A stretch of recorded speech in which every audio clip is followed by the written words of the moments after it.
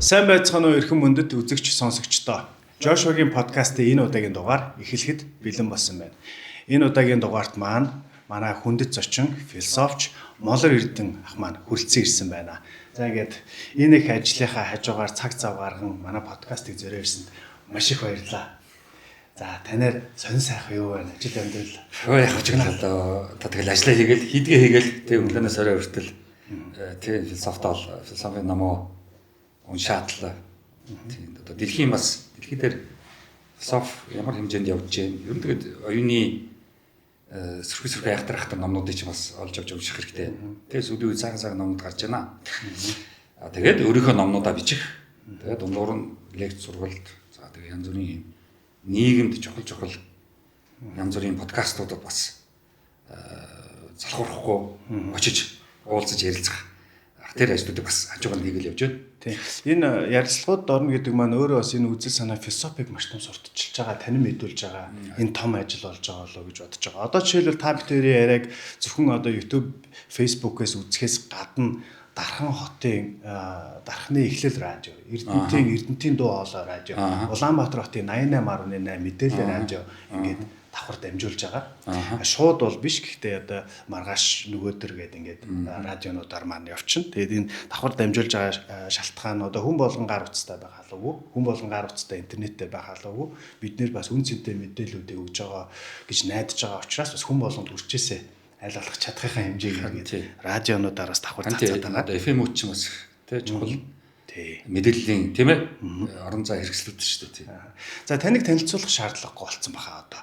Тэгэхээр Молор Эрдэнэ философч бол бүгд маш сайн мэдж байгаа. Би таны нөгөө герман дахь амьдралын талаар би бас өөрөө Америкт ингээд сурж байгаа, амьдарч байгаад ирсэн хүний хувьд одоо герман оюутны амьдрал германд огт их олон жил 20 жил болсон уу та?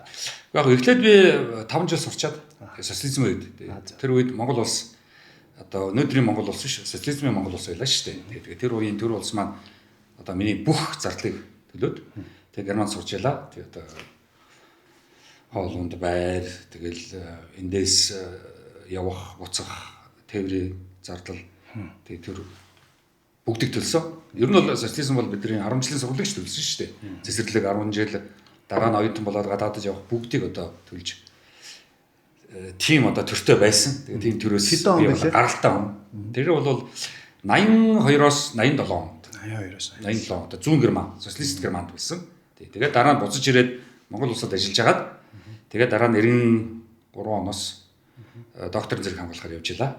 Тэр бол одоо Германы студент байсан. Тэгээ Монгол улс Герман хоёрын гэрээгээр тэндээс одоо студент аваад одоо нэг оюутнууд чинь янз бүрийн юмуд авдаг шүү дээ тийм ээ.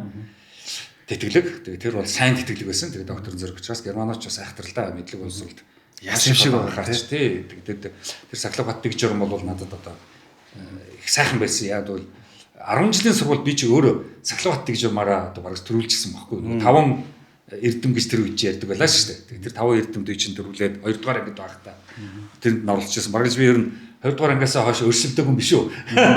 Та яг л очих газар руу очсон юм байна. Очих газар руу очих гоё байсан тийм нөгөө цаг барих, ариун цэвэр, дэг журам, Сахлав бат, хүнийг хүндлэх тийм үү? Үнэн шударга одоо тэр маш чухал эрдэмүүдийн чинь Германд мэдээж юм болцсон байж байсан. Тэгэхээр яг ерөнхийдөө социализмын Монгол бол бас тэр Германы, Оросын тийм үү? Тэр сөрхий эрдэмүүдийг бол бид нар одоо сургасан байлаа. Зөвхөн одоо физикийн мэдлэг, математикийн мэдлэг гэдэгтэй чухал биш. Бас биднэрт эрдэмүүд их хэрэгтэй байхгүй. Одоо тэр цаг барих, тийм үү? Үнэн шударга, хүнийг хүндэтгэх тэр бүгд чинь бол шууд одоо хичээл зааж байгаа юм шиг заах боломжгүй. Бүр ингээд яг одоо сургаж, хэвшүүлэх тийм чухал үйлдэл байхгүй юу? Янз бүрийн мэргэжлийн салбарт бол багштай очиж шалгалтаа өгөөл дөнгөө аваад гараа явж байгаа шүү дээ. Тэгээд дараа нь мартчихж байгаа шүү дээ. Энэ эрдэмүүдийг чинь бүр хэвшүүлээд суулгах хэрэгтэй байхгүй. Тэс шалгалт өгөөд дүү амтдаг юмнууд биш байхгүй юу? Тэгээд тэрнгээр одоо Германд очиход сайхан байсан. Германы оюутны амьдрал одоо ойлоо жоохон хөнгөн яриагаа эхлэхэд одоо оюутнаас одоо Герман тэгэл тэнд бол нэг эрхэл нөхөрлөл тий үгүй тэгэл тэр үед амьдрал эхэлсэн. Ер нь бол маш их хичээл нийтэв байсан. Тий ер нь бол яг бол тэнд чи очиод тийм үү Монголын одоо 10 жилийн төгсчгөө тэгээ 1 жилийн хэлний курсыг л одоо очиж байгаа шүү дээ. Герман хэлний бэлтгэлд. Тэгэл одоо шууд германуудын яриаг нь сонсоод лекцийн сонсоод айхтар сөрхий явна гэж тэрсний тэргүй байхгүй. Тий одоо чирэгдэж штэ. Тийм маш чирэгдэж байгаа штэ. Тэтгэлэгтэй явж идэв. Тэгээд тэтгэлэгтэй авал алдчих гад. Үгүй яг тэр нэг тийм тий. Одоо муудуу авалгаа шууд хөөгдөн штэ. Юу авдаг хөөгдөн штэ. Өнөөдрийн одоо залуучууд тийм мэдэхгүй байх сургуулаас тийм хичээл хийхгүй сургуулаас хөөгддөг гэсэн ойлголт байхгүй штэ. Манай ч одоо тий мөнгө төлцсөн бол тэгэл төгсчил дараа. Тэн чинь тийм байхгүй штэ. Хичээл муу болвол тэгэл дуусааш штэ. Тэг шалгалтанд дунаад уйлна. Бөөм болно штэ. Сэтгэлээр унана. Гэтэ армаар санагдана. Болмоор санагдана. Тэр үуч нөгөө гар утсаар шууд харьцсан гэж байхгүй. Захиа бичнэ. Тий, гэрлүүгээ захиа бичнэ шүү дээ. Тэгээд тэр чинь нэг 2-7 хоног болж энэ дээр нь тэд нар хариу өгч тэгэхэд дахиад нэг 2-7 хоног нэг сарын дараа л хариу ирнэ шүү дээ. Одоо чинь тийм үү 3 секундын дараа л хариу ирж шүү дээ. Тэгээд тийм байхгүй шүү дээ тэр үед. За баярлалаа. Тэгэхээр одоо хэдүүлээ нэгэн чухал асуултыг философчоос асууя. Энэ асуулт бол одоо таны 2 номон дээр хөндөгдөөд ирсэн орчин үеийн тухай ойлголт байгаа. Тий. Энэ орчин үе гэдэг бид нар 2025 оны монголчууд орчин үед амьдарч байна. Харин тэгээд би дараа нь одоо нэг 2007 онд философиод доктор хамгаалаад ирлээ шүү дээ. Тэгээд тэр чинь болохоор дараа нь одоо оюутан байхдаа бол Дрезден хотод сурч ирсэн. Дараа нь Мюнхен хотод очоод тэгээд докторийн зэрэг хамгаалах гэж тэнд одоо ажиллаж байсан. Тэгээд маш их одоо ном уншсан. Тэ түрүүн би одоо чамд хэлжсэн. Хэдэн 100 ном уншаад сүүл рүүгээ оймсоо өмсч чадахгүй бүгдийг шатах байлцсан. Тийм хүн ингээ би хөшсөн. Хүн миний оймсог өмсөж өгдөг байсан. Тэгтлээ одоо их ном уншсан байхгүй юу? Тэгэхээр бүр донтцсон байна те. Гэхдээ одоо донтох ч байх уу нэгдүгээрт хэрэгтэй. Тий одоо тэр хэрэгтэй гэдэг чинь аюул чухал байхгүй юу? Хоёрдугаарт өөрөө унших дуртай. Тий донтол гэдэг чинь хэвгүй хард амх шиг болчих гээд. Тэгэхээр тэр бол донтолтой юм ч хамаагүй ухамсар. Цэвэр ухамсарын үйлдэл байхгүй юу? Номон гэхдээ хүн ингээд addicted болох донтох боломжтой. Боломжгүй ном уншсан. Тийм номд яагаад ч боломжгүй. Яг бол ном өөрөө уншихад маш их хэцүү. Хөдөлмөр. Тий хөдөлмөрт хүн донтохгүй шүү дээ. Хөдөлмөрөөс хүн чинь зүхтаан шүү дээ. Тий тансаглалттай онцдомт шүү. Тэгэхээр ном унших бол тансаглал биш. Хүнд хөдөлмөр. Тий энэ хорвоо дээр хамгийн хэцүү хамгийн хүнд хөдөлмөр бол одоо философи ном унших. Тий. Гэхдээ яг герман хэл дээр уншиж шүү дээ. Тий ямар монгол хэл дээр уншиж байгаа ш. Герман хэл дээр уншиж байгаа учраас философийн номнууд бол маш их герман хэл дээр, герман франц хэл дээр их байх шиг байна. Тий, ер нь бол герман хэл маш сайн философийн хэл, франц хэл бол философийн хэл, грек хэл өөрөө философийн хэл. За энэтхэг перс, хятад хэлүүд бол тэр чигээрээ философийн одоо түүхтэй ардууд шүү дээ. Тий, тэгэхээр бол философи гэдэг бол энэ бол хүндрэлтний л одоо том бүтээл хөдөлмөр явж байгаа шүү дээ.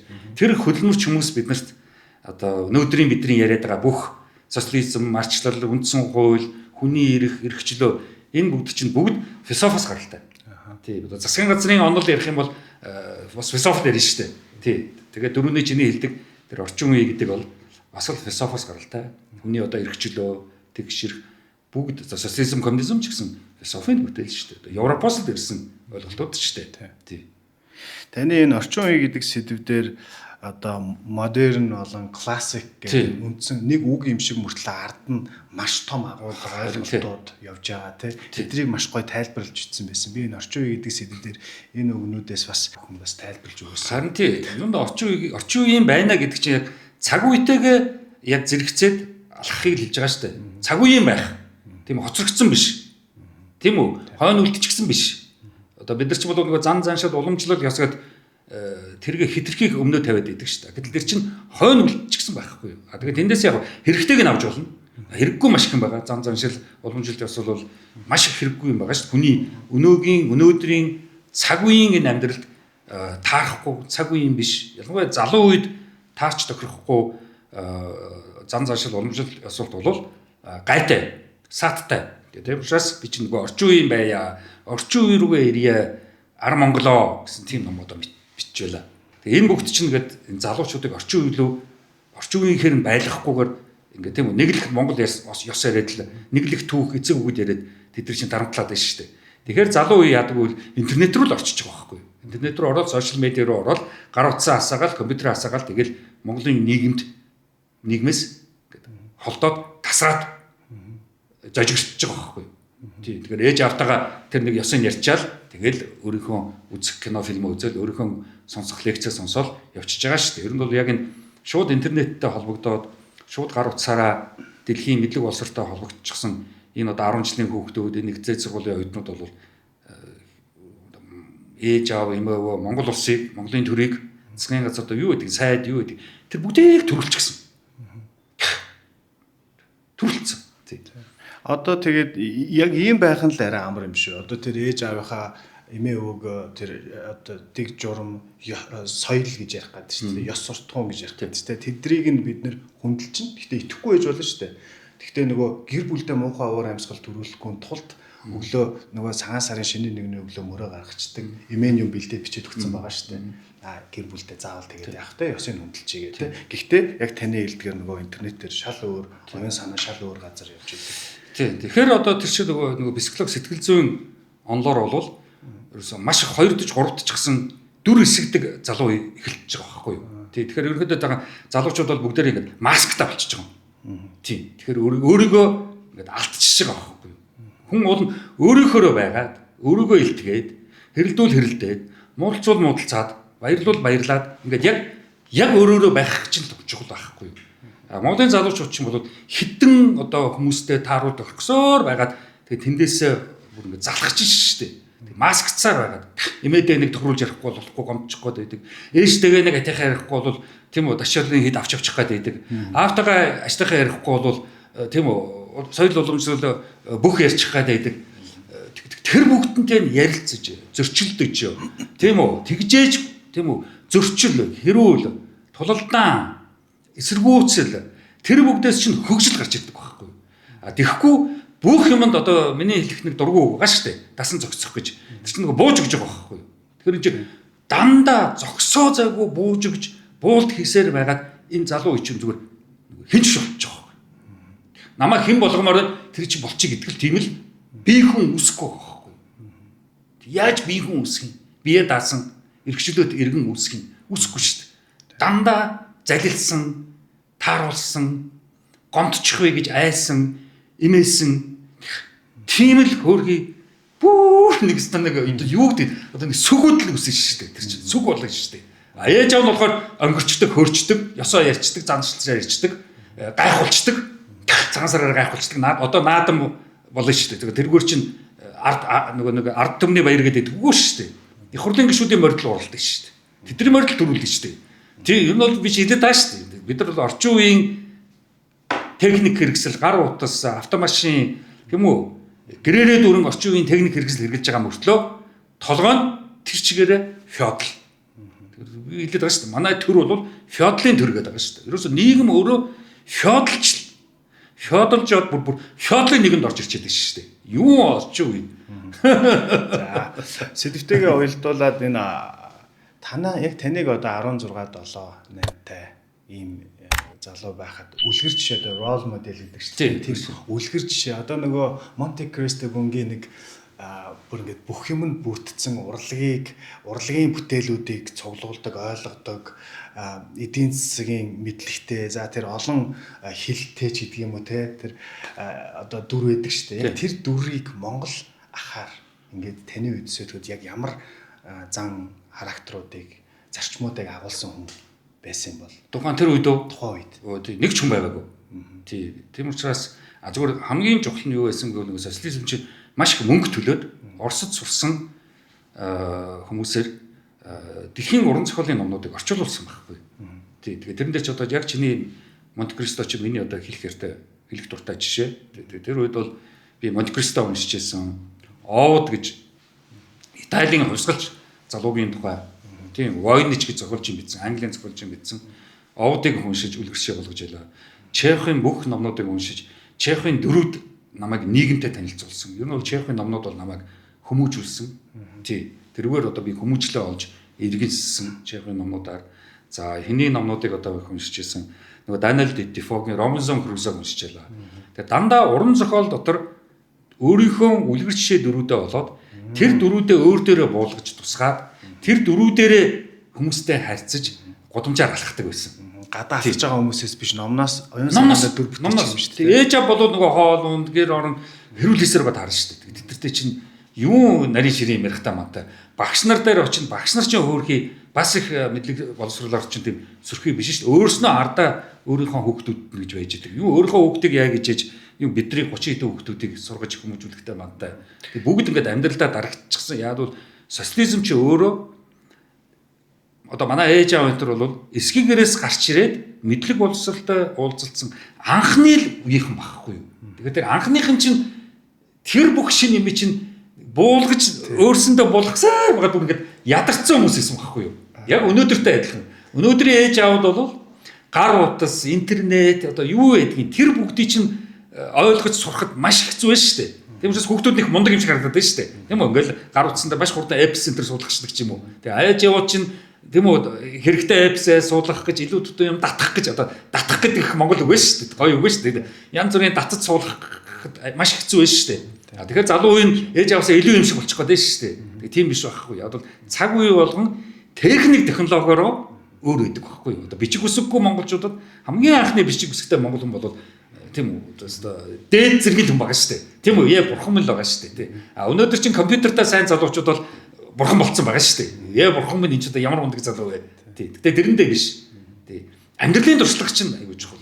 Бид нар ээж аваагаа мэдлэг боловсролоор нь голж исэн ч гэсэн амьдралын туршлага бидний төлөө тэр явж байгаа, хоол унданд зовж байгаа, дулаахаа яваасаа гэж тийм үү хувцас хунар авч өгч байгаа тэр бол маш их үнэт зүйл байхгүй. Тэр үнэт зүйлийг мэдлэг боловсролын үнэт зүйлтэй харьцуулж хольж хөтгөж болохгүй.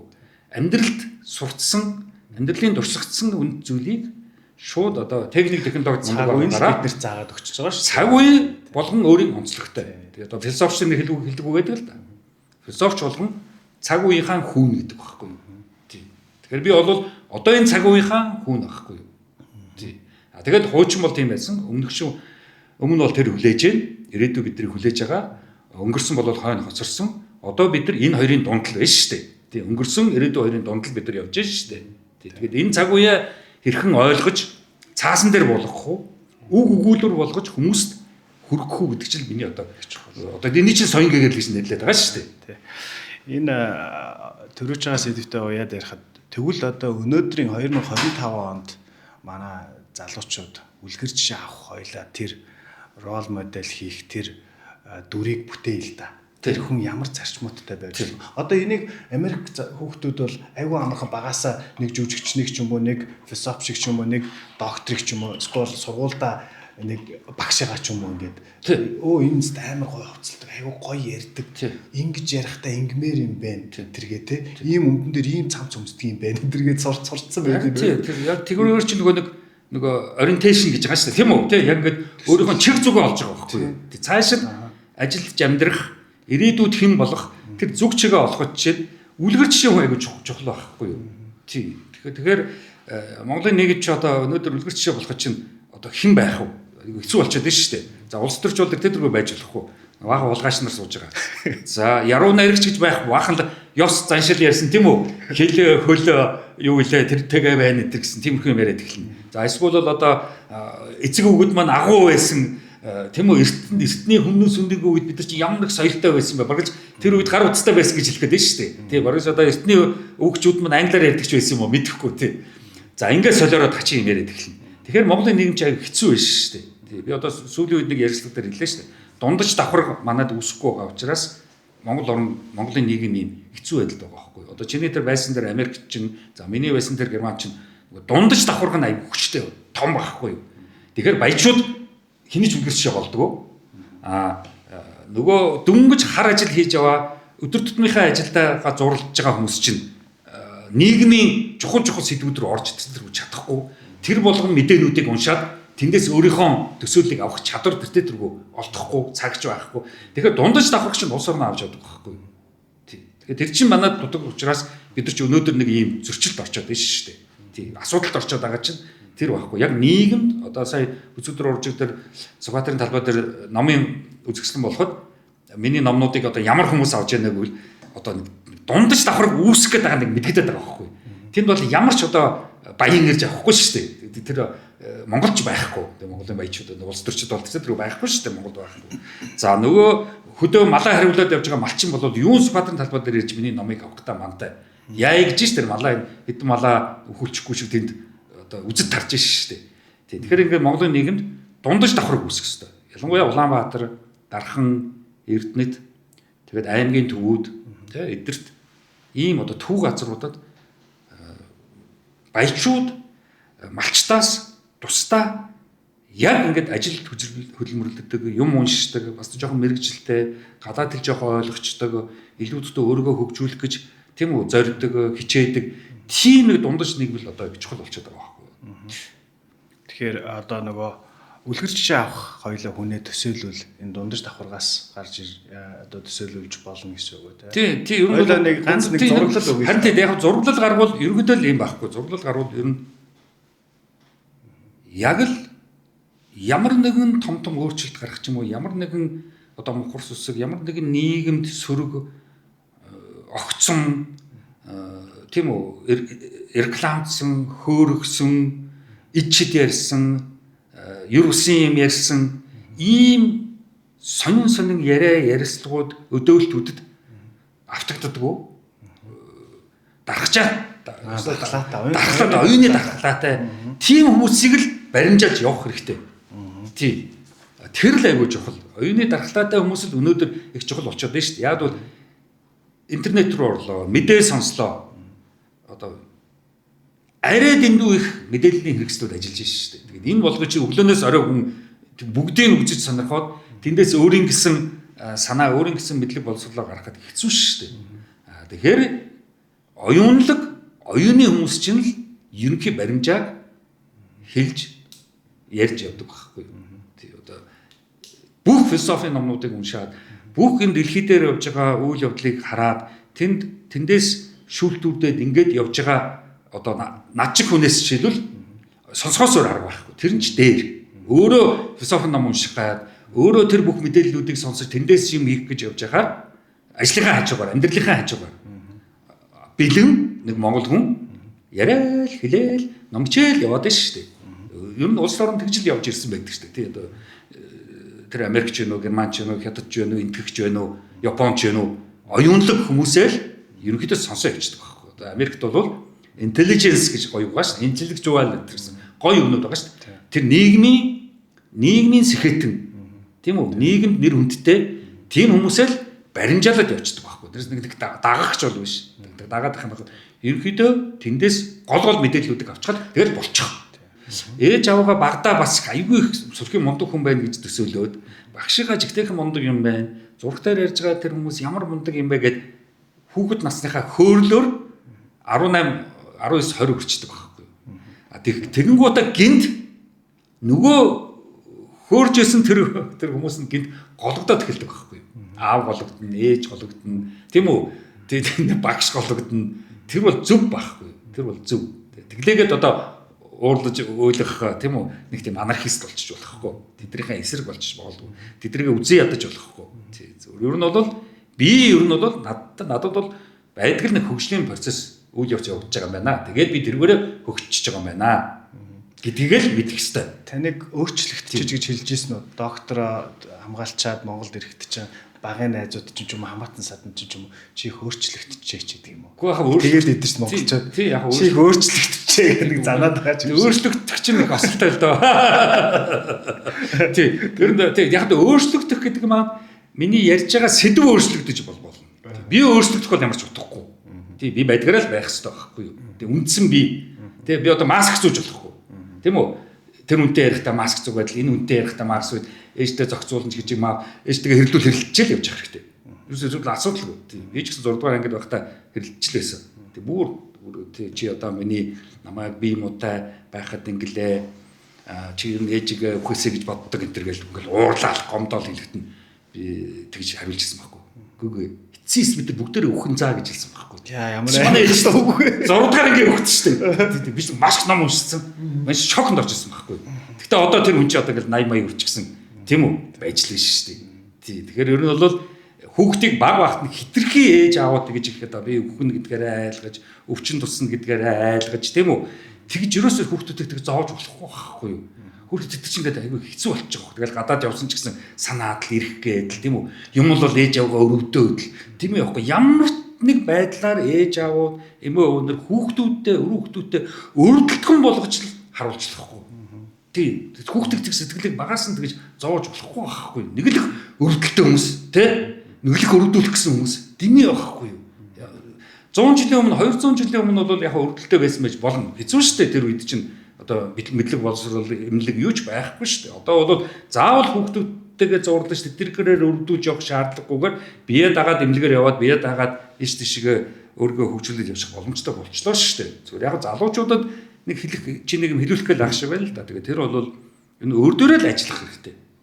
Тий, ерөөсөө л өөр дөрөө ажиллах. Тий, өргөөл нэг төсөл болгоод ажиллах хэрэгтэй. Тий, философийн гоё үг байгаа шүү дээ. Чи бол нэг төсөл.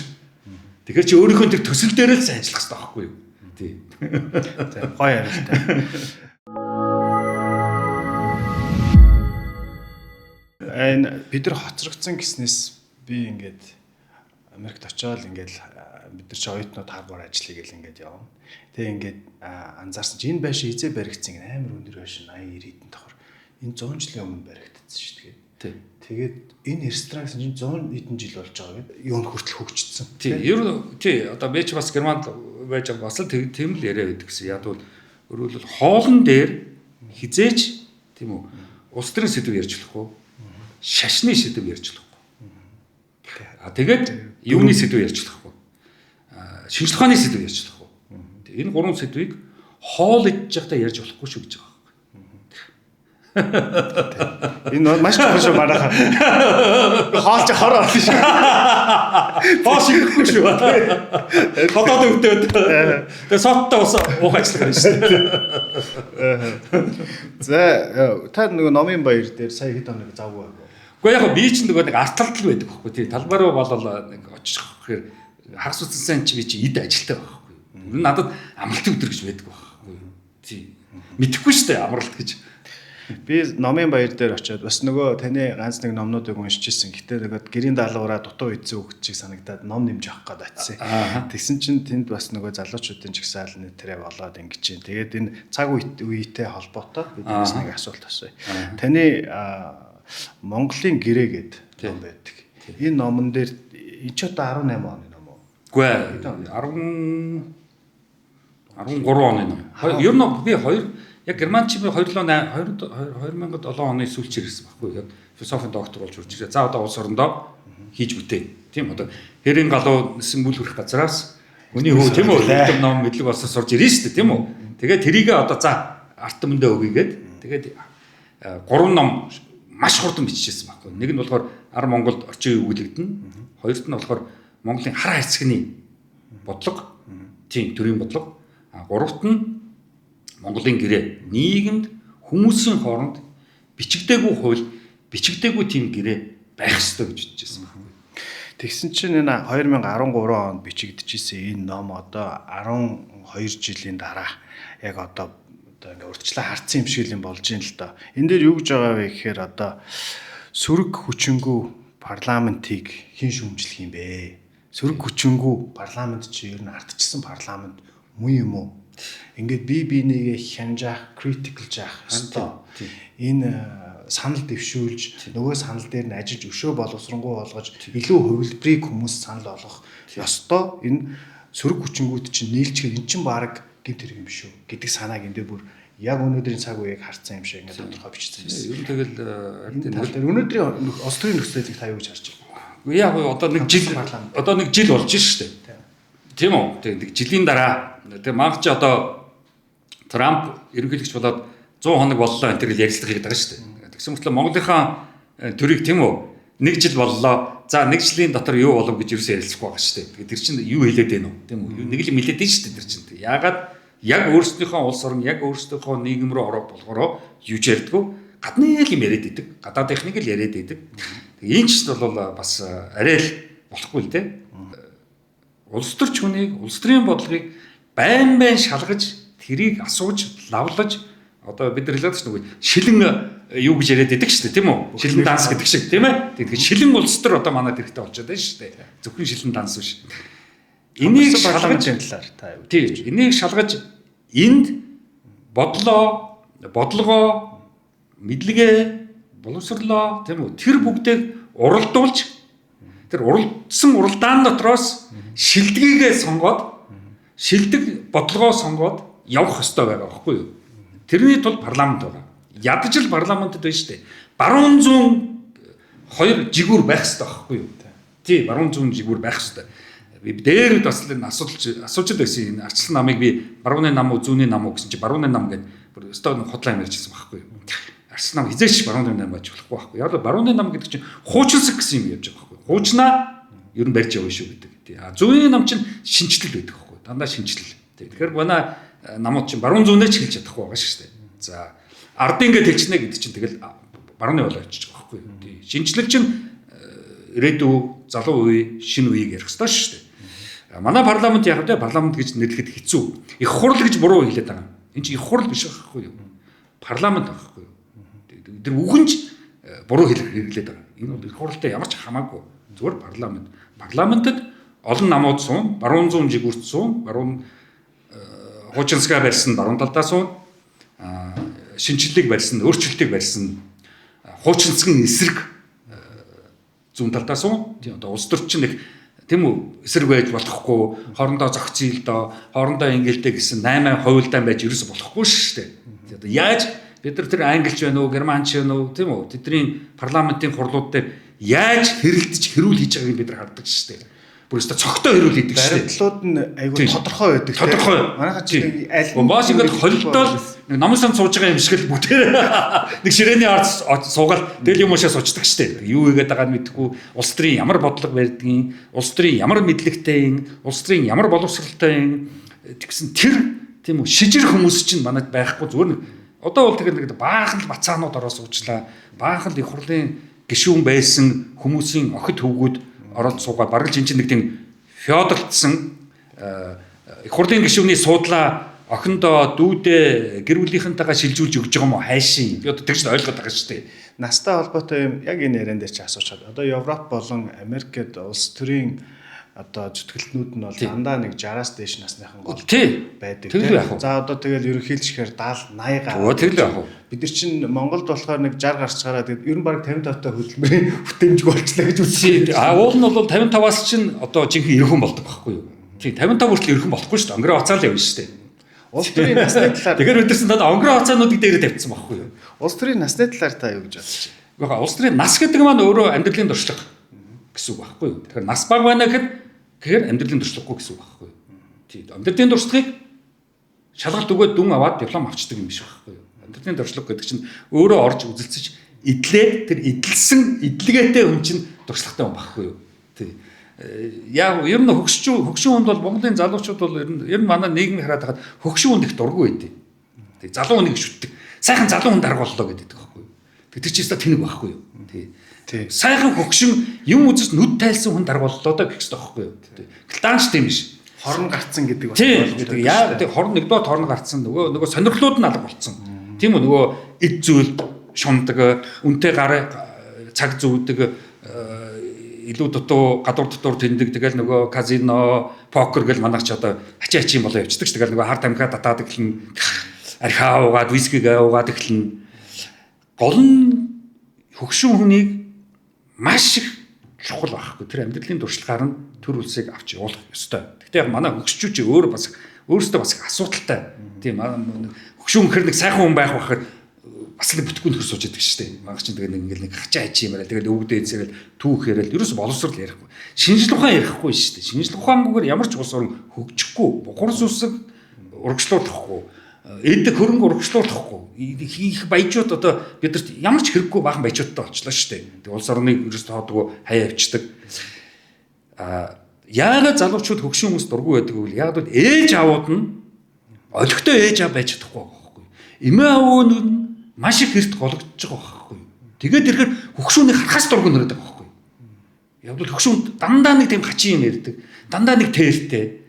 Хөгжил дэвшил, сайхан юм ярих гэдэг хачаа хачим Монгол ёсон чинь тэгдэг гэл. Зүгээр нь хувцс өмсөж болохгүй. Сайхан дээлээ өмсгөл балаа юм яриа л. Дээлэр юугаа ярих гэдэг хөдөөл дээл өмснө гэсэн. Хот газар чинь дeel өмсөг. Бүрс рүү сууж гарахад чи хэцүү шүү дээ дээлдэг юм. Тий. Шатаар дээш доош гүгээд гарахад хэцүү. Тий. Бид нар өөрснөө хөгшүүнд дургүй болгох тэр бүх тийм үү үйлдэлүүдээ өөрснөө хийгээд өөрснөө буруутай байхгүй. Чиний яриад байгаа тэр нөгөө хөгшин хүнийг шүтэж хөгшин хүмүүсийг төрийн дээр гаргаж хөгшин хүмүүсээр улс орноо өдөрлүүлдэг тэр газрууд чинь ээж аав эмээ өвгөнөр нь дажиг өнөхдөд байхгүй. Тэгэхээр залуу хүн чинь манай эмээ өвгөтэй адилхан хүн гарч ирлээ. За ашгүй. Хийжлээд юм билж. Тийм. Ашгүй манай муу тийм манай эмээ чи айгүй гоё юм ярьдгийг. Яг л эмээ шиг насны хүн гарчлаа. Өвөө их гоё юм ярьд. Яг өвөө шиг насны хүн гарчлаа. За ашгүйтэй гэх хэрэгтэй байхгүй. Манай чинь болохоор эсэргээр за манай эмээ өстөнд авах юм байхгүй. Өвөө авах юм байхгүй. Тэгэхээр төгшин ундраггүй. Тэгээ бас манай нэг миний л зүгээр анзаарсан Монгол хүмүүсийн насны тухай ойлголт нь жоохон буруу байгаад байна уу гэж би бодсон. Тэгэхээр яагаад ингэж 25 та хүүхдүүд залуучууд би одоо хөгшөрчлөө одоо эхнэрт гарахгүй бол нөхөрт гарахгүй бол одоо 35 та ганц би хүн явж ивэл энэ бараг ийм юутай байхаа асуудалтай байхаа энэ төр гэдэг ч юм уу те. Гэтэл та мэдэн шүү дээ Европт 40 үржиж хүнтэй сууж байгаа хүмүүс зөндөл байдаг шүү дээ. Энгийн ер нь шүү дээ нас гэдэг бол те ер нь бол залуу нас одоо хөшин нас янз бүрийн нас ярих өнөөдөр нэг тийм юу болчиход байгаа байхгүй. Хувь хүний хувьд одоо төрөн болж өдөр төрийн сэдвээр орлоо шүү дээ. Төр улсыг авч явах. Зүгээр чи одоо бол чи өдөр зүгээр хувь хүний гэж шүү дээ. Хувь хүн бол байж шүү дээ. Өөрийнхөө амьдралыг яаж авч явах, яаж шийдэх бол тэр хувь хүний асуудал. Тэгэхээр ер нь бидний энэ бүх энэ яриа хөрөнд бол хитрхи хувь хүн рүү дайран орж байгаа байхгүй юу. Тий. Уучлаарай би өөрийнхөө амьдралыг ингээд аваад явчих нь тэгээд зайлаарай л гэж хэлэх хэрэгтэй байхгүй юу. Окей. Ойлгосон байна. За ингээд эрхэм үзэгчтэй сонсогчдоо Josh's podcast үргэлжлэж байна. Манай подкастын ивент итгэгч гэрлүүгээ цэгийн үндэсний бүхнийг гэрлүүгээ цэгийнээс худалдаа авах боломжтой. Гэрлүүгээ сайтаар зочлоод үзээрэй. За ингээд өнөөдрийн манай подкастын дугаарт философч Молор Эрдэм ах маань хүрэлцэн ирсэн байна. Тэгээд альва нэвтрүүлэг подкаст хийхэд эхний дугаарууд дээр нэг хүн тоож ирдгүй манайхыг тоож ирсэнд баярлаа гэж хэлье. За тэгээд дараагийнхаа сэдвүүрээ оръё. Одоо нөгөө таны ярианд ч ороод бүр цаг хугацаач өнгөрөхөө мартаад асуултуудаа мартчихсан явж байна. Одоо таны нэг номноос ер нь бол ямар ч номыг уншсан ингээд нэг юм зохиолч нь дэргэд сууж ивэл асуучмаар нэг асуултууд гарч ирдэг шүү дээ. Би амар хаттай яг ингээд асуучмаар нэгдээд. Тэн дээр одоо 1200 он 1300 оны түүхээр монголчууд бол маш их бахархаж ярьдаг. За 800-аас 1000 жилийн өмнөх түүхүүдээр.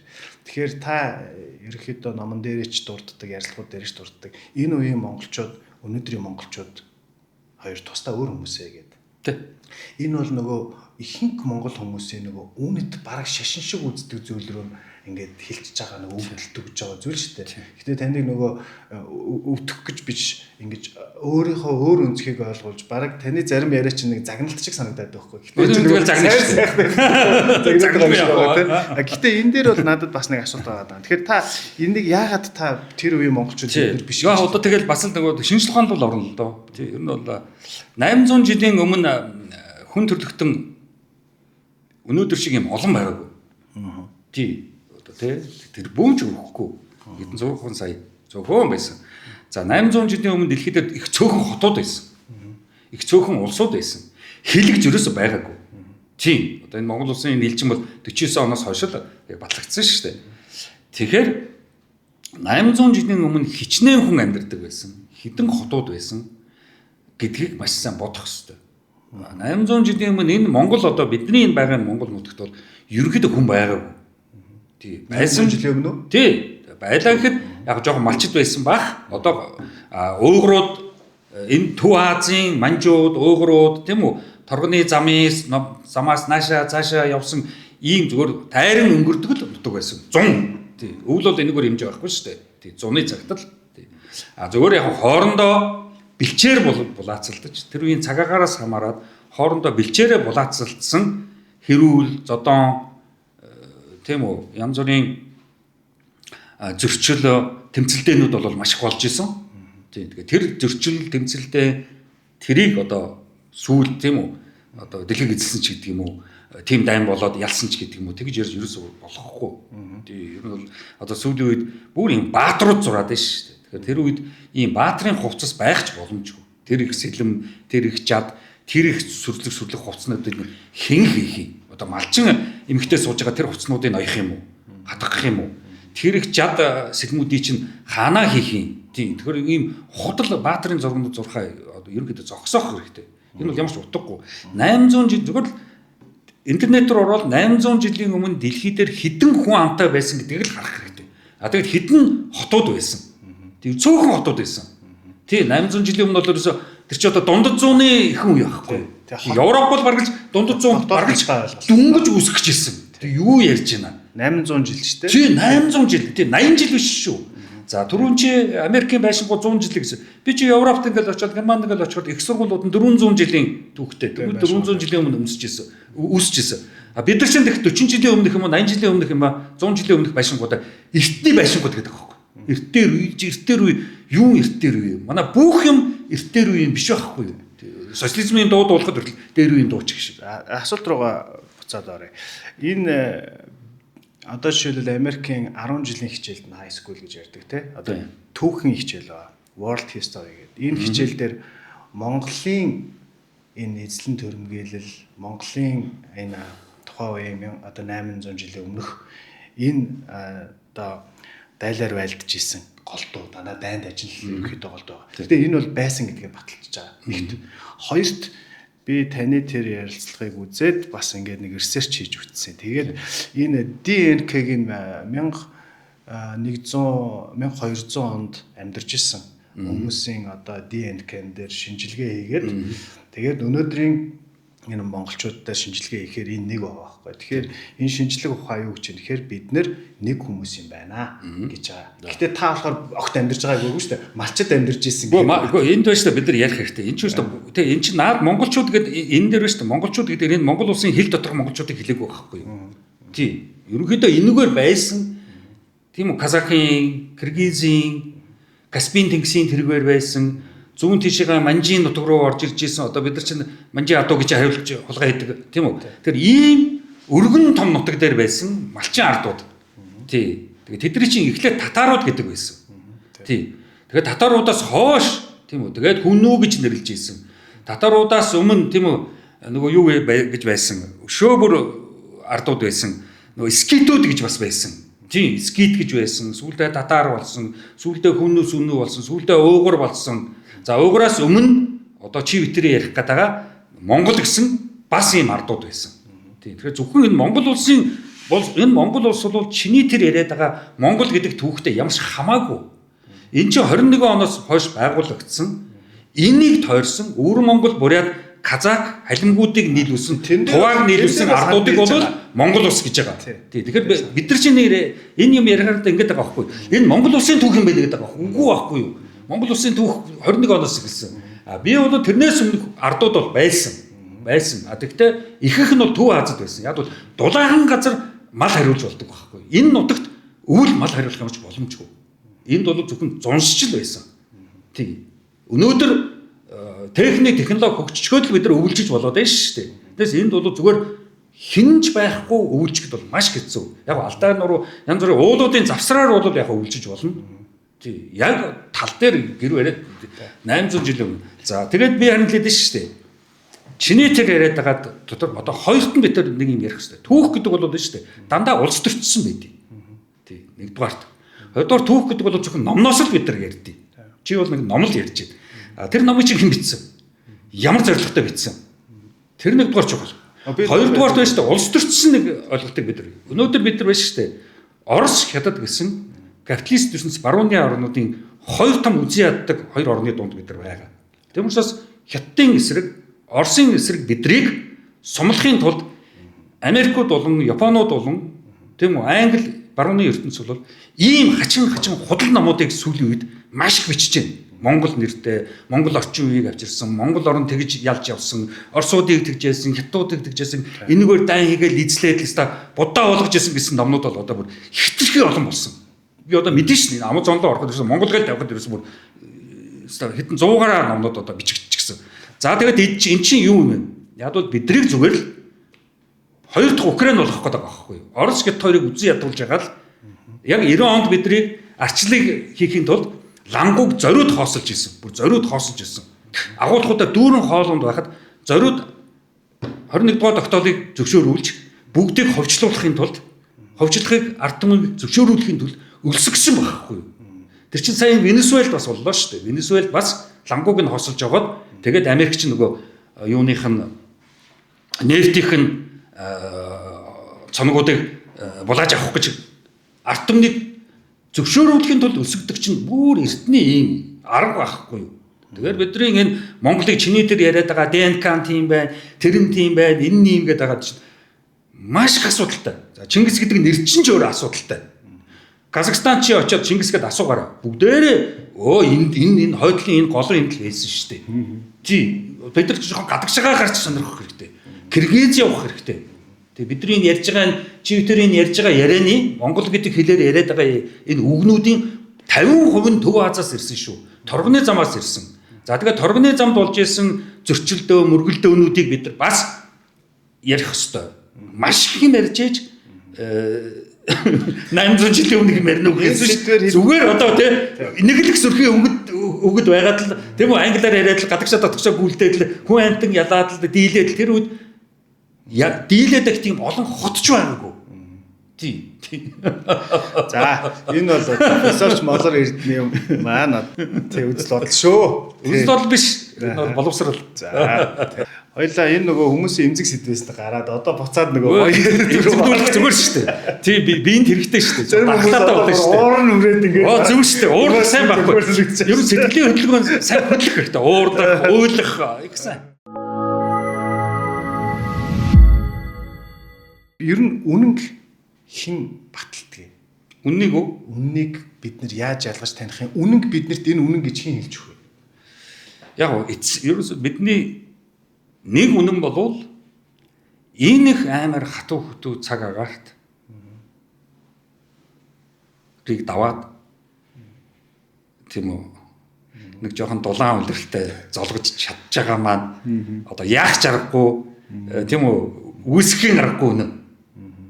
Тий энэ бол үнэн. Тий маш их энэ дэлхий дээр ийм хатуу өвөл, ийм хатуу, ийм их салхитай, ийм их жавартай, ийм нутагт тэгээд хэдэн малтай хээр одоо тэрийг давна гэдэг бол өстой ер нь шаардлагатай ч юм. Тэг өөрийнхөө биеийг тэгж зовоож, хүүхдүүдийн биеийг тэгж зовоож. Тэг одоо л нэг тэг сайн ингээл хөдөө явж байхад чинь тэр өхөр адуу чи ингээл ясаарс болцсон харагдаж байна шүү дээ. Замаа яжгаар. Тэг тэг шаардлагатай ч юм уу. Тэгэхээр энэ бол ер нь бол бидний үнэн болов энэ айхтар цаг агаарыг өвөл хавар даваад тэгээд хөрхийн нэг зуны дулаан үлрэлтэй зологж байгаа бол одоо бидний үнэн юм да. Зөв буруугийн тухай ойлголтыг ярьж байна. Зөв буруу бол яг дахиад л одоо үндсэн хууль руу орно. Тий бидний үндсэн хууль л одоо зөв бурууг бичих ёстой. Энэ бол зөв. Энэ оронд энийг зөв гинэ. Энэ улсад энийг буруу гинэ. За суртахууны хэмжээнд авч үзвэл үндсэн хуулиас гадна ёс суртахууны хэмжээнд авч үзвэл нийгэмд хэрхэн нэг нэгэндээ саад болохгүй шиг, нэг нэгээ хохироохгүй шиг, нэг нэгэндээ дараа болохгүй шиг, нэг нэгэндээ хялааж харахгүй шиг өөрөөрөө л авч явах, өөртөө л төвлөрөх. Тэр л зөв. Өөртөө л төвлөр гэж би хэлдэг шүү дээ. Бусад хүмүүс яах вэ? Бусад хүмүүс өөрөө өөрснөө явчихна. Тий, бусдын хэрэгт бити оролцсон. Хизээч хүнээс тийм үү? Одоо хүн ажилд орлоо, хүнтэй танилцлаа. Бити аль нутаг вэ гэж асуу. Бити ээж аав чинь аль нутаг вэ гэж асуу. Тэгээ одоо бойл тэргээ. Тийм чи бүгдээрээ Улаанбаатар хотод орж ирчгээд ном уншаад гар утас барьчихсан гадуур дотор дуртай цагтаа онгоцны билет захиалаад ийш-тийшээ тэнэд нисчдэг. Тэгээд заримдаа тэнж явжгаад өөдгаараа буцаад ирчдэг. Ийм цаг үед нэх нутаг ус яриад юмч утгахгүй.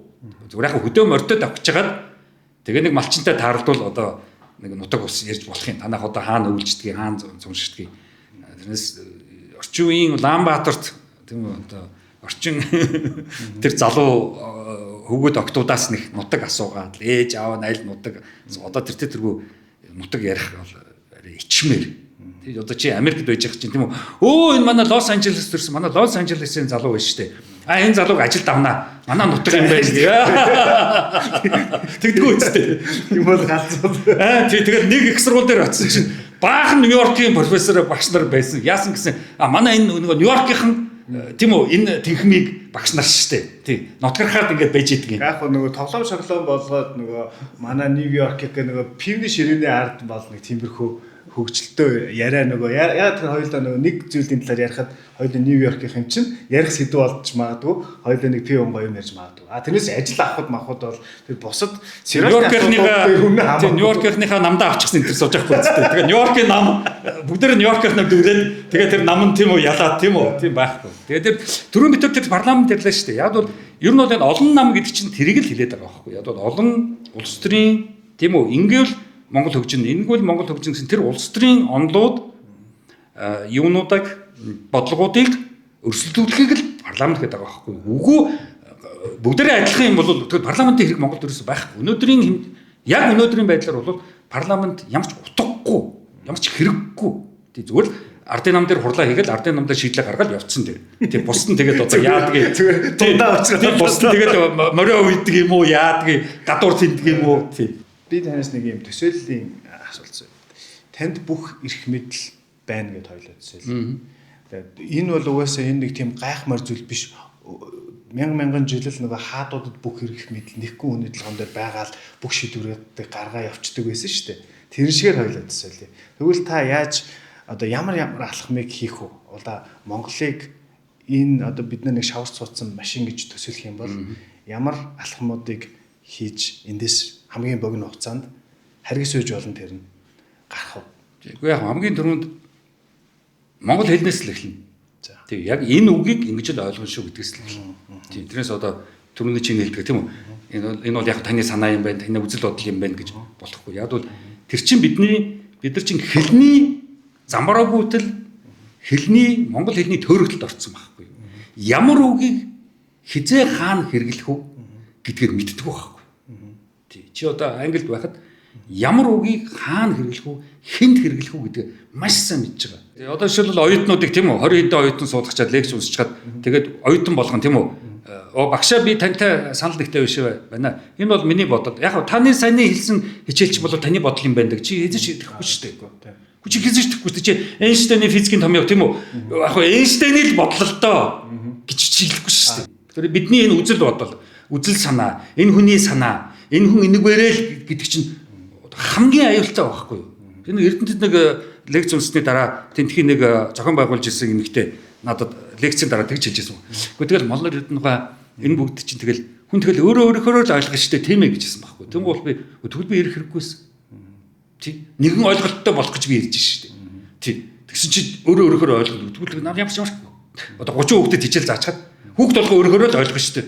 Тэгвэл багш байгаад яах юм? Сургууль байгаад яах юм? Оюутан гэж байгаад яах юм? Тий.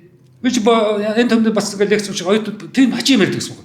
Багшаа тэгэл үнэн гэж байхгүй тий. Тэгэл тэгвэл би одоо хичээл заагаад яах юм? Би ч үнэн заах гэж шүү дээ. Тий. Тий. Тэгвэл яах юм тий? Үнэн байгаа шүү дээ. Би бүр хэлдэг хөө. За чи бидний энд өнөөдөр тэдээс тэдэн цагийн хооронд ингээд суугаад хичээл хийгээд суужгаад үнэн үү? Эсвэл худлаа юм уу? Тий. Эсвэл хамгийн 5 жилийн дараа битээ худлаа ярих гэдэг юм уу чи? Үнэн гэж байхгүй шүү дээ. Тэгэхээр өсөө яг амьдралд байгаа энгийн биднэрт хэрэгтэй тэр үннүүд чинь аягүй чухал байхгүй юу? Тий өөрөөр юу гэдэг одоо яг Монгол жоохон хэцүү байл л да. Тэгтээ энэ хүнээс одоо ийм юм худалдаж авсан.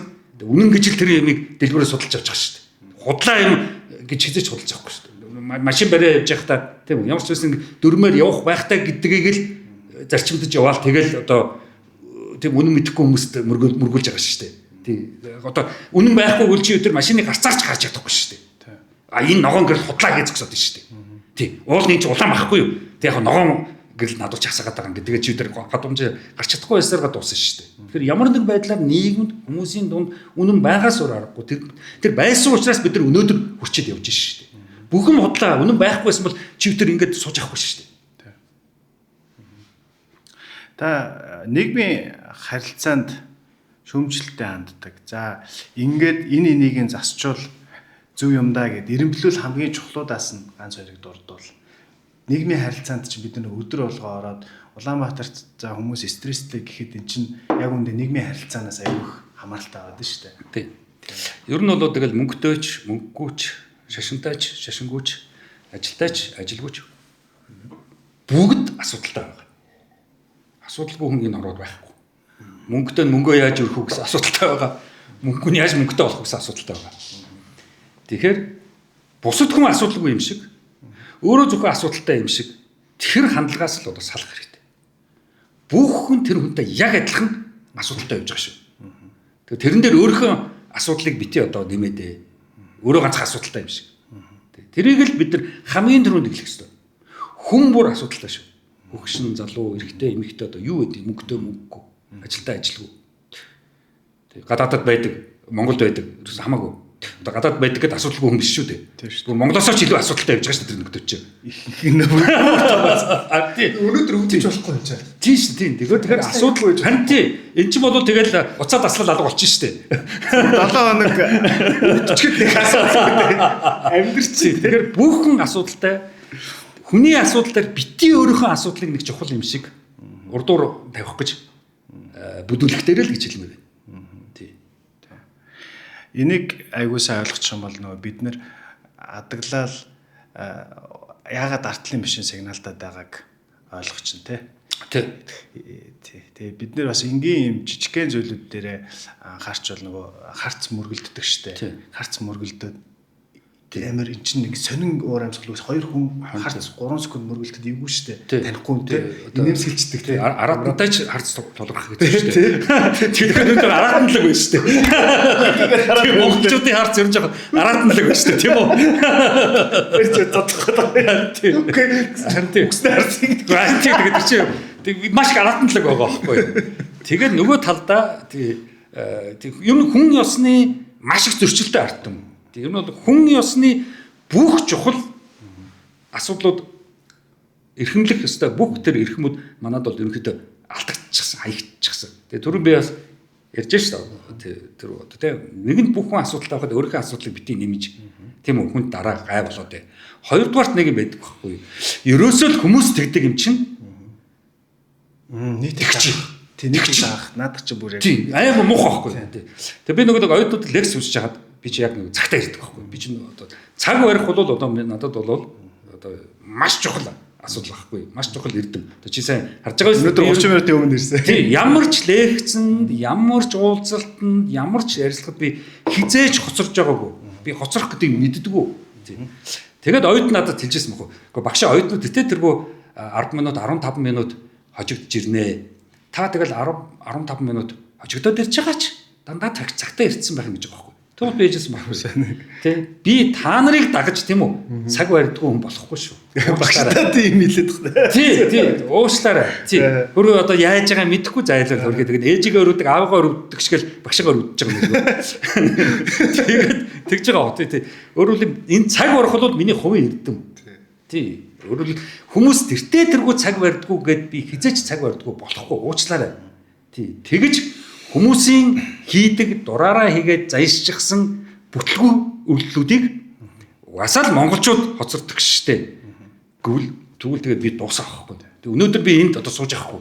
Хэрвээ би монголчуудыг дагаад монголчууд ингээл уламжлал ярьдаг уламжлалын ярий. Дээл өмсдгийн дээлийн өмсөй. Тийм үү? Тэг. За одоо яадаг зан заншил ярих заншлын ярий. За ингээд эдгээр чинь Чингис Мингис гэдэг. За тэр Чингисийн ярий. Би бүр жирвэ та 12 3 онд чинь Чингисийн эдэг гэж ном бичижсэн байхгүй. Тэгээ тэр ном маань гол нь энэ одоо хүн Чингис чинь надад чухал шээ наа.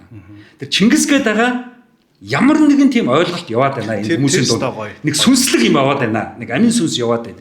Тэрийгээ бид нар яг одоо Библи шиг, Коран шиг тийм ёс суртахууны бидний амьдралын нэг цонхоор шинэ үнэт зүйл үннийг хэн хэлхийн гэдэг шүү дээ. Тий, үндсэн үйл хэлэхгүй шүү дээ. Тий, төр хэлэхгүй шүү дээ. Тэгвэл Чингис гэдэг нь тийм Библиэд болчих гэж би тийм ном бичижсэн байхгүй. Хүн Чингис надад санаа биш. Энэ Библи чинь би одоо нэг тийм очиргүй христийн шинжтэй ч буддын шинжтэй биш л те. Гэтэ ингээд авах юм харахаар ингээд хүнд яагаад гэдэг айгүй олон асуултуудад болон хүнд үедээ ингээд яах вүлээ гэсэн юмнуудад нь хариулсан мэт юм биш. Яг ингээд нэг үг. Харин тэр ч явж байхгүй. Тэгээд тэргээ чэжлээд явчихдаг байхгүй. Тэгэл тэр нь яг ингээд нэг бодоодох шаардлагагүй тэдний хэд дээр тэгээд хэлсэн байсан. Энэ нөхцөл байдал дээр энэ хүн ингэж байгаа л би ингэх ёстой. Тийм. Ер нь бол нэг бодох шаардлагагүй. Тэр нь зарим бодлууд бол маш хэрэггүй гайтай байдаг. Би одоо хүмүүс бас хэлдэг. Чи хэрэгтэй хэрэггүй бити бодоо. Тий, наа чи гай болоо шүү чам. Тий, 2 3 хаал юм бодчих. Тэгэл болоо. Тий. За тэгэл маш хүсэлтэй хүмүүсийг би бас хүслээ цөөл гэж хэлдэг байхгүй. Чи ямар олон хүсэлтэй. Чи цомхон хэдэн хүсэлтэй бол. Тий. Тэгжээж урагшлаа шүү дээ. Тэр ч одоо бүтэхгүй байхаа хүсэлтэй. Тэгээ тэр болгондоо бүдрий шүү дээ. Хүслүүдээ яаж цөөлөх вэ? Одоо тэгэл цөөлнө шүү дээ. Ганц нэг тип бүгд. Одоо яг үнийг хэлэхэд одоо хүслүүдийг цөөлж чадахгүй байна бас. Яг би энэ хүслээ биелүүлэхэд явхад бүтэхгүй нь хэрэг тийм үү боломжтой бай билээ гэдгийг л бодох хэрэгтэй байхгүй. Одоо надад бол тийм үү одоо яадгийн Японы ормоо би ч орчуулж гаргасан. Одоо нэг Японы ормоос орчуулад ажиллаж байгаа. Гэтэл одоо Япон яваад зохиолч нь уулзах юмсан гэсэн нэг хүсэл байгаа байхгүй. Гэхдээ энэ бараг л биелэгдэхгүй хүсэл байхгүй. Тэр нь цаг хэрэгтэй, мөнгө хэрэгтэй тийм үү? Би ч одоо нөгөө уурхаа лиценз тендер мендер тийм үү байхгүй шүү дээ. Тий. Тэгэхээр надад тэгж их Японд руу зохиолчтой уулзах гэж явж яадаг. Тэр боломж надад ер нь хэр билээ. Тий. Тэр хүслээ би чи ингээд жоохон ингээд за юм болох удаа гэж эхэлж байгаа байхгүй. Гэхмэчлэнгийн тий. Ямар нэгэн байдлаар хүсэл гоё. Гэхдээ хүслээр нь орхицсан дээр байхгүй. Биелүүлэх гэж л тэнэгтэж болохгүй. Тий. Хүслүүд сайхан хүслээрээ байгальтай. Биелүүлчих юм болохгүй болчихсон. Биелүүлэх гэж явбал чамд гайвуулж мэдэх байхгүй. Цаг мөнгө тий дараагийн чиний хамгийн чухал хүслээ биелүүлэх гэж явхад чинь саад болж бас болно. Тэр оронд би тэр цаг мөнгөө хэмнээд дараагийнхаа номон дээр нь суусан арай дээр юм биш үү гэдэг дараагийн хүсэл рүүгээ шилжсэн нэр болоод байгаа байхгүй. Дөрвжийн сэдвээ үргэлжлүүлэхэд нөгөө нийгмийн харилцаан дээр нэг хит хитгэн юмнуудыг засчвал нөгөө одоо бинийхээ бие төрөхгүй байх хэрэгтэй. Танихгүй хүмүүс. Харц мөргөлдөл инээмсэглчээ. Тий. Хүн рүү удаан ширтэж болохгүй шүү. Хажуудлаас нь. Тий одоо өлөлцөж болохгүй. Таньдаг хүн шиг ингээд хараад иж болохгүй. Хүн хайж байгаа юм шиг. Тийм нэг мөрдөн байцаагч ч юм уу. Эсвэл бол одоо цагдаагийн газрын хүн шиг ч юм уу. Хүн хайж байгаа юм шиг ингээд хүн лөө хараад идэх байхгүй юу. Тий. Одоо гэмт хэрэгтэй хайж байгаа юм шиг. Тий. Тэр чи айгүй эвгүй байхгүй юу. Тий. Одоо юу гэдгийг сайн дурын мөрдөн байцаагч болцсон явж болохгүй шүү дээ. Тийм үү? Өөрөө хуваараа. Тийм үү? Тэгэл хөндөө хараад шигтэй. Одоо машинтай энэ дээр явж байгаад тийм үү? Ингээд одоо гэрэл дээр зогсдог ч юм уу, замын хажуу зогсгооч ингээд машины цонх руу жолооч руу ингээд хараад алхаад идэх байхгүй юу? Өдөөс ирж байгаа юм. Тэнд юм бол. Өдөр мэдхгүй. Тэгтээ гадаад явж байхдаа бас тэгж хараад алхаад идэг. Тийм. Би одоо герман гадаад явж байхад монголчууд ч дороо баригддаг байхгүй яа гэхээр гудамж явж байхдаа энийг чагаад хараад л бах та. Нутгийнхаа хүнийг хайгаад идэг байхгүй. Монголчууд тийм байлээ. Тэгээд нөгөө тэр чинь нөгөө хилний барьертай холбоотой одоо 50-аас дээш насныхаа энэ чинь хэлний юунууд хүмүүс өндөө байгаа шүү дээ бас. Тэгээд хаашаа ивэл нөгөө гейттэй ч юм уу хайгаад тэгээд энийг яаж бүглэх вэ би ийшээ явж байгаа юм тусламж хүсэж идэм байлээ л. Тэр бол өөр зүгээр гудамжинд ингийн гудамжаар явж байхдаа бас мөрдөн байцаагч хайж болохгүй шүү дээ. Энэ дэрэгтэй хайж байгаа юм шиг. Тэгээд асуудлуудыг тийм биенийхээ бие төрхөө байлээ. Би төрөх тэгэл хүн лүү тэгж их одоо харж ширтэх одоо шаардлага ерөнхийдөө ээлжилж явдаг бол машин зам дээр. Тий. Тэгэл нэг заримдаа нэг хажуутлаас орж ирж байгаа машин гэдэг одоо нэг уус шиг зүгээр урдуураа оруулчих. Тэр чинь яг ингээд нэг хүн хон шиг ингээд хоёр машины дундуур толгоогоо жихэж гэсээр байгаа дундуур орчдөг шүү дээ тийм үү? Ахиулсаар нэг хөөхөн. Тэгэхээр бидний нэг энэ бүх зан чинь нөгөө л би түрүүний хэлдэг шүү дээ. Тэр аймаар өвлийг давж хэдэн балтагаа тийм үү? Хүлэн байж өөрөө эрүүл мэндийн хувьд хохирон байж тэр өвлийг давдаг. Тэр surviving амьд үлдгэсэн тэр амьдрал маань бидрэг чинь ийм бүх юмд ийм болгоомжтой анхааралтай болгочихсон байгаа байхгүй юу? Юмыг ажидгүй энэ зөвлөгч нь зохиод авах юм биш үү? Юмыг ажидгүй энэ зөвлөгч нь машинтайгаар үрж ирээд мөргөд авах юм биш үү? Гэсэн тэр гэж үргэлж тэр болгоомжтой байдаг чинь тэр нөгөө хатуу байгальда юмыг ажидгүй маргаас цагаагаар муудаж мэднэ. Юмыг ажидгүй тэгж мэднэ гэсэн тэр үргэлжийн айдастай тэр амьдрал чинь нийгмийн соёлт амьдрал руу ороод ирэхэд тэр нь устдаж чадахгүй байхгүй юу? Unconsciously гэдэг шүү дээ тийм үү? Ухаанд нь суудсан учраас тэр чинь байн ингээд хөдлөөд байгаа байхгүй юу? Тэгээ тийм учраас монголчууд хурдан шуурхай түргэн байдаг чинь тэр аргагүй байхгүй юу? Тэр Японд одоо Фукушимагийн тэр атомын цахилгаан станц яагаад тэгэл хизүүдлээ цацар гэдэг тогш агаарт тарлагийн гудал бодис тарлагийн гудал Токиод байсан тэнд байсан Японд сурч ирсэн монголчууд бүгд л онгоцны гудал дээр ирсэн явжсэн гэж байгаа байхгүй юу?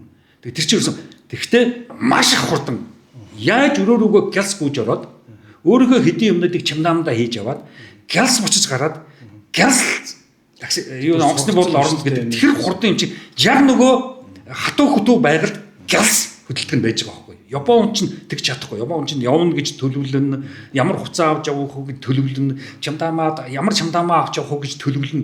Монгол хүн тийм байхгүй. Сүн. Надад нэг юм анзаарчихсан.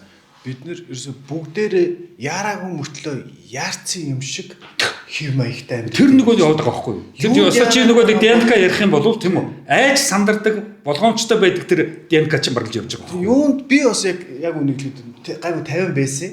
Эцэг тэнд өчрөө яарад идэггүй шүү дээ. Тэгээ ингэсэн чинь ирээд ингээд ямар амар яарж байна. Ямар урдуур шууд ингэж орж ир зогсч мосоод гарч ингээд тэгж сүултээ би саяхан өөрийгөө анзаарсан байхгүй. Яарцсан ингээд шүлжиж байгаа. Би тэгдүү чигээрэл явдаг. Тэгээд харин би юунд яарж байгаа вэ? Нэг юм хөөгцсөн юм шиг. Яарж байгаа юм байхгүйсэн. Байхгүй. Хоцорч байгаа юм юусэн байхгүй. Тий цагийн дараа очиход ямар ч асуудалгүй. Чи тэр нэг 5 минутыг хожих чамд ямар ч хэрэггүй. Чи ингэцээ гэж тий нэг 5 минут хочих болно шүү дээ. Тий ямар ч хэрэггүй. Бид нэг жоохон тайвшрах хэрэгтэй тийм. Өө маш их асуудал вэ бидэрт. Ер нь би хэлээд байгаа шүү. Тэр нэг хүн ёсны нэг чухал юм байдаг гэхгүй тий. Одоо нэг өөрийгөө нэг аваад явчих, нэг бие даасан хүнийг сонсоод шууд тэрийг хийх гэж дуурайх биш. Одоо маш их дуурайж шүү дээ. Тий хүнийг нь дуурайх хэрэггүй.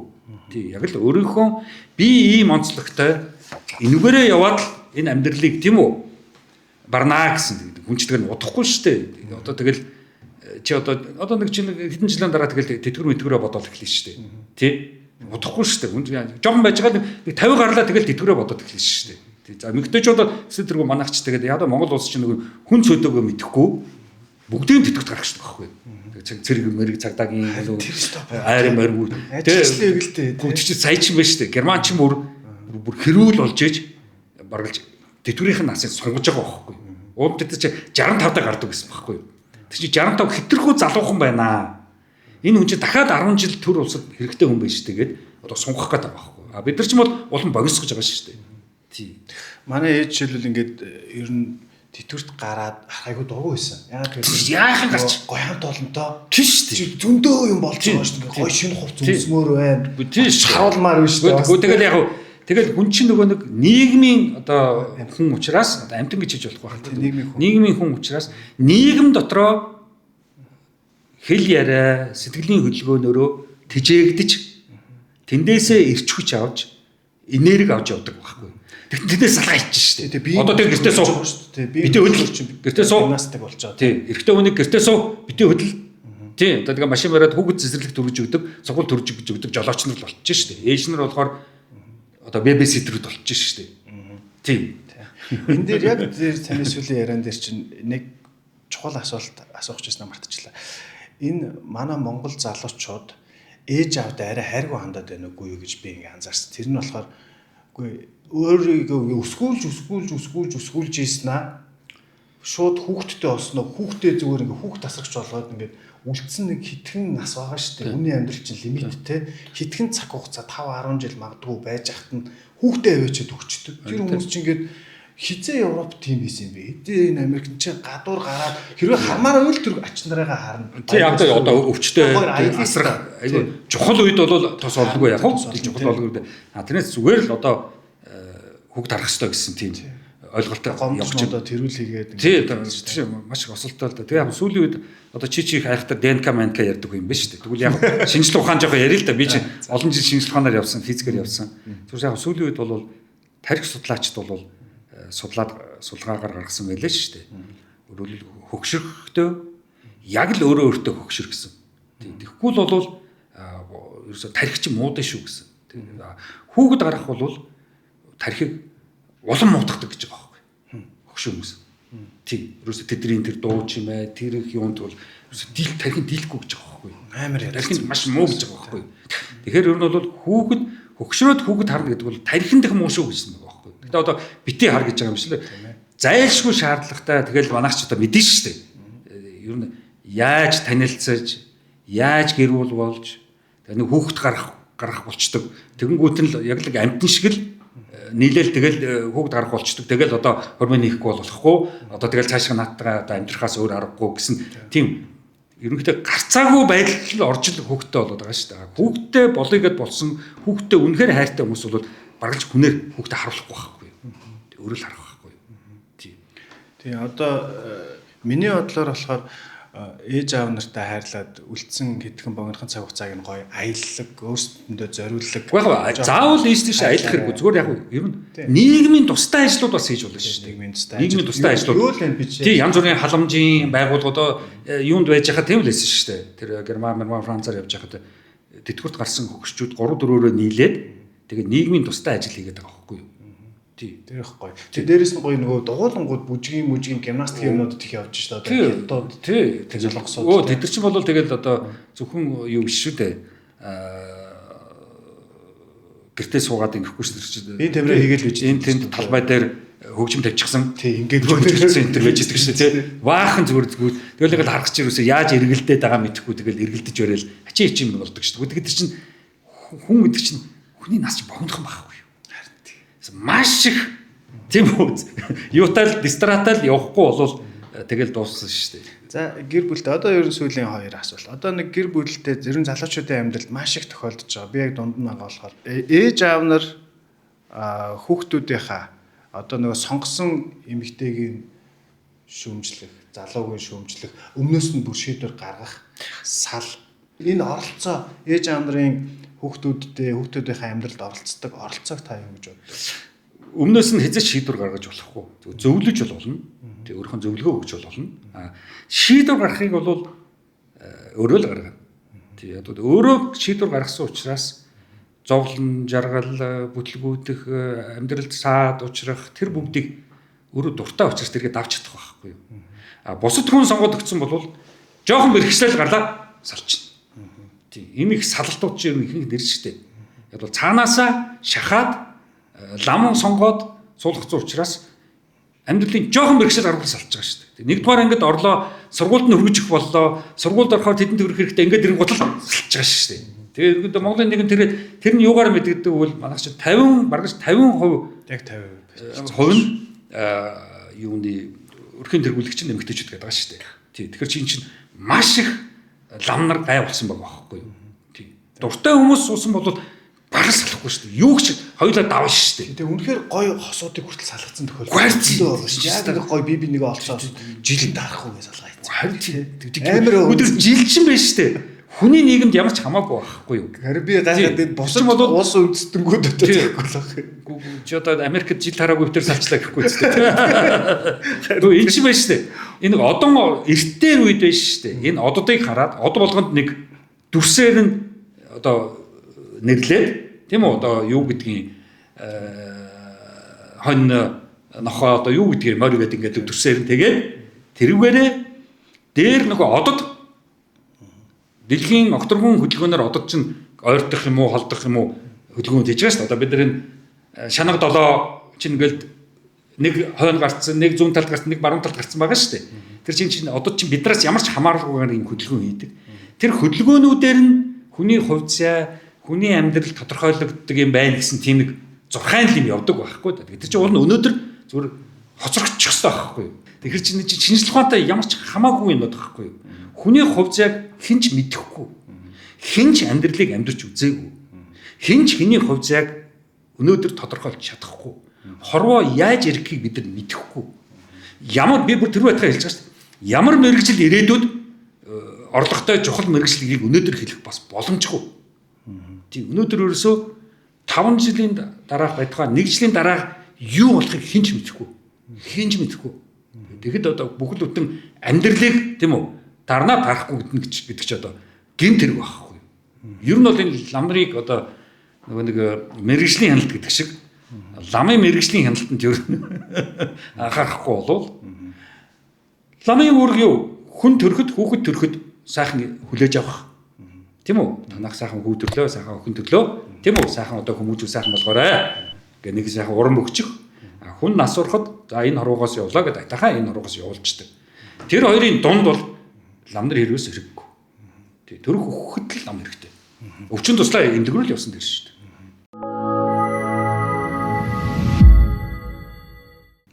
Би болохоор таны энэ өмнөдийг бас уншиж үзсэн. Таны баг бүх ярилцлагыг үзсэн, сонссон. Маш их олон санаан дээр санал нийлж танаас бас ингээд өөрийнхөө ертөнцийг харах энэ цонхыг ингээд тэлдэг.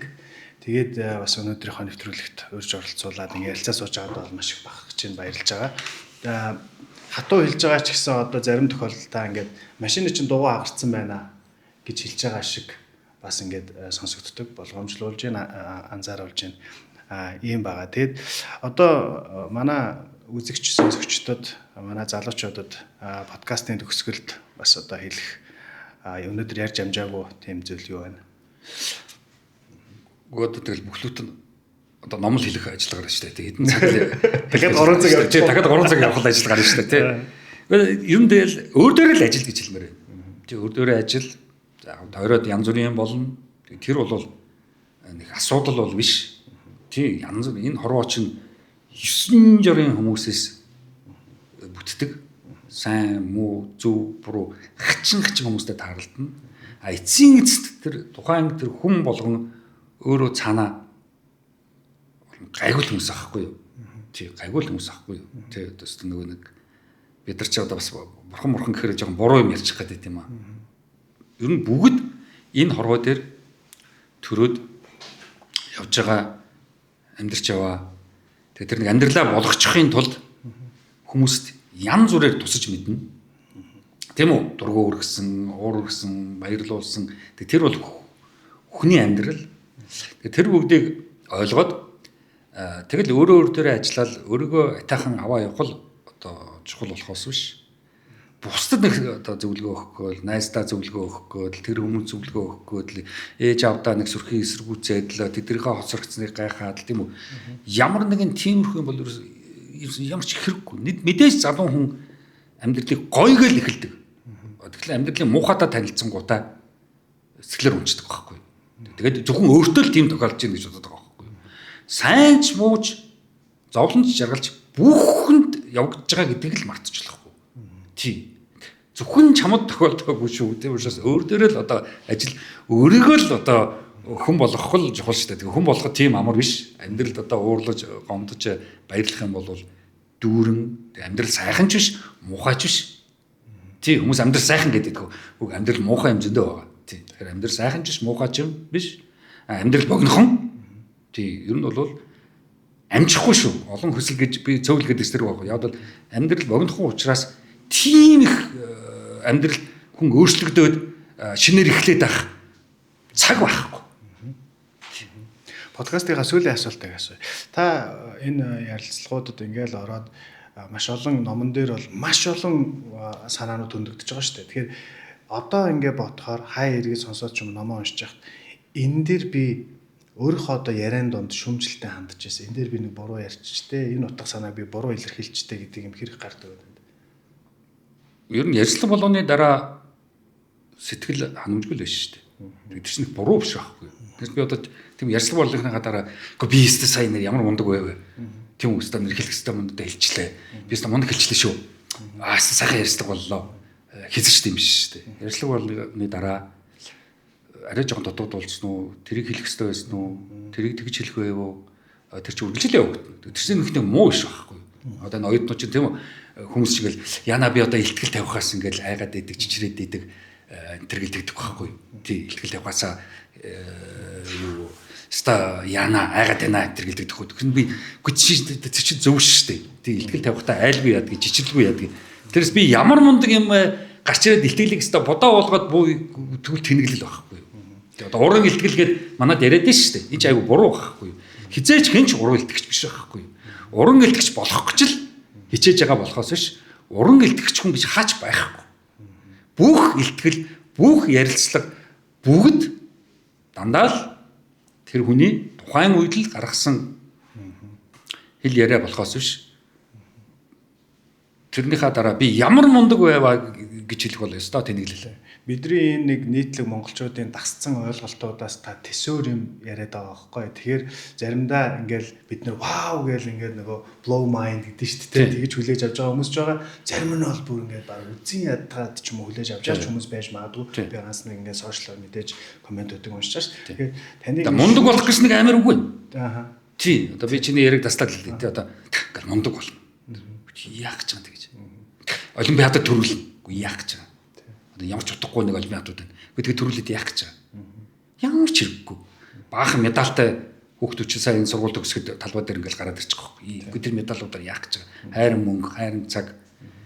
Мундаг болохын оронд би хүмүүст хэрэгтэй, хүнд хэрэгтэй, нийгэмд хэрэгтэй хүн шиг хүн болно гэсэн бол бөөм баяр واخхой. Мундаг болж яах гэж байгаа. Тий.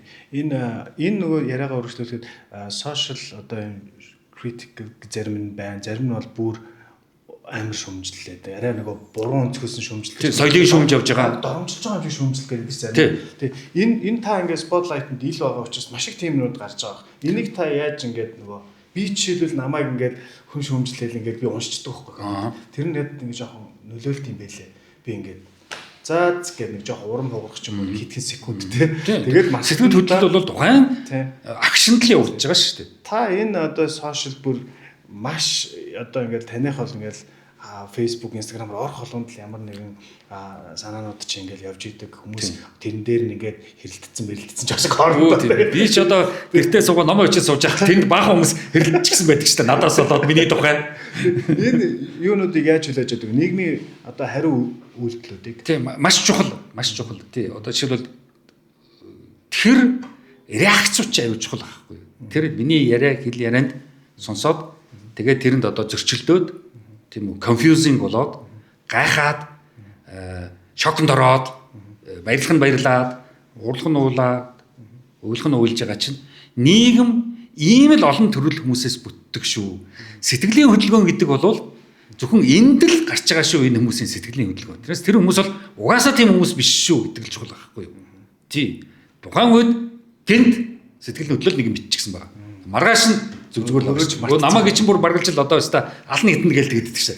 Тэгэл дараа нөгөө таарлахад ах сайн уу гэдэг шүү дээ. Гэхдээ тэгэхээр чинь сэтгэлийн хөдөлгөөн бол нэг тухайн үед гараад өнгөрч байгаа байхгүй юу? Тий. За өнөөдрийн манай подкастэнд цаг зав гаргаад ингээд ирээд оролцсон. Маш их баярлалаа. Тэгээ таны энэ номнуудыг одоо энэ гурыгаа би уншиж амжаагүй байна. Гэхдээ таны бас өмнө бичижсэн номнуудыг бол уншижсэн.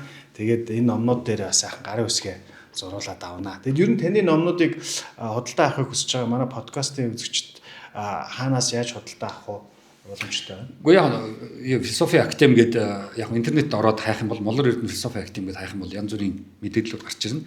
Тэгээ 99 98 0004 гэсэн нэг дугаар байгаа. Тэр дугаар руу залгаад тэгээд яаж болно? Ном захиалж болно. Тэгээд номууд ч нөгөө хүргэлттэй. Тэгээд асуудалгүй шүү дээ. Энэ яг номын дэлгүүрүүдээр номоо заах жоохон хэцүү байдаг. Яг бол номын дэлгүүрүүд чинь нөгөө мухарсгийн номоор дүүрсэн байдаг учраас жоохон боловсралтай номнуудад 50 дээр нь байр олддоггүй байхгүй 50 байр олдохгүй. Ийм 3 цагаан ном гарсан байгаа. За энэ 3 цагаан номыг уншнаа. Эхлээд 3 цэнхрээ уншичээд гэж хэлдэг. Үгүй тэгэл ханаас нь ч эхэлж болно. Тий. Тэгэл ямар нэг байдлаар бүх номнууд маань яг нийгэмдээ зориулсан. За миний олон зуун уншсан номноос шүүгээд тэгээ нэг жоохон охийг нь буулгасан. Гэхдээ нөгөө монгол хэл дээрээ буулгахын тулд бас маш их бодож өгүүлбэрүүд бичих ёстой. Ном гэдэг чинь өгүүлбэрүүдийн цуглуулга шүү дээ. Тэгэхээр өгүүлбэрүүд аягүй чухал. Тэгвэр нэг ганц юм хэлчих бол яах вэ? Яг өгүүлбэрийг хэлээд өгүүлбэр бичээд явна гэдэг чинь маш хүнд ажил, маш хүнд хөдөлмөр. Ер нь ном бол маш хүнд хөдөлмөрийн үндсэн дээр үсэж байгаа. Яг эцсийн сэтгэл миний ном болгоно бол нийгэмдээ иргэдэд явуулж байгаа зориулсан 200 хуудас 300 хуудас загтлууд л байхгүй юу эцсийн эцэст. Тий. Тэгэл тэр загталт бол хүн болгонд тэрийг хариулж чадахгүй. Тий. Хариулт авъя гэвэл ном дотор тэр рүү хариулт нь байгаа. Ирээдүйд төрх хүүхдүүдэд бас үлдээж байгаа загталтай. Гэхдээ тий одоо 100 жилийн дараа энэ номнууд байж л байх хэрэгтэй байхгүй юу 100 жилийн дараа. Тий. Ном бол хугацаагүй байх гэж чухал. Тий. Цаг үеийн номнууд бол яг бестселлер болно шүү дээ. Яг цаг үедээ хүмүүсийн сэтгэл хөдөлгөөнд хандж байгаа байхгүй юу. А миний номнууд ч юм бол цаг үеийн байдлаас хандхаасаа илүү эн чинь ер нь бол өнгөрсөн чи юм байдаг сэдв шүү. Ирээдүйд ч дахин яригдах сэдв шүү. Өөрөөр хэлбэл хайр, аз жаргал, сэтгэлийн хөдөлгөөн гэсэн ийм сэдвүүдээ шүү дээ. Хүнтэй үрд мөнх байх сэдвүүд. Тэгшэрх энэ гэсэн сэдвүүдээ шүү дээ. Тийм үү? Одоо хүн ёсны сэдвүүдээ шүү дээ. Энд чи 100 жилийн дараа ч яригдах байхгүй юу? Тийм 100 жилийн өмнө ч яригдж ирсэн. Тэгэхээр бол номнууд бол нэг цаг хугацаанд баригдах нь хэрэггүй. За баярлалаа. За амжилт.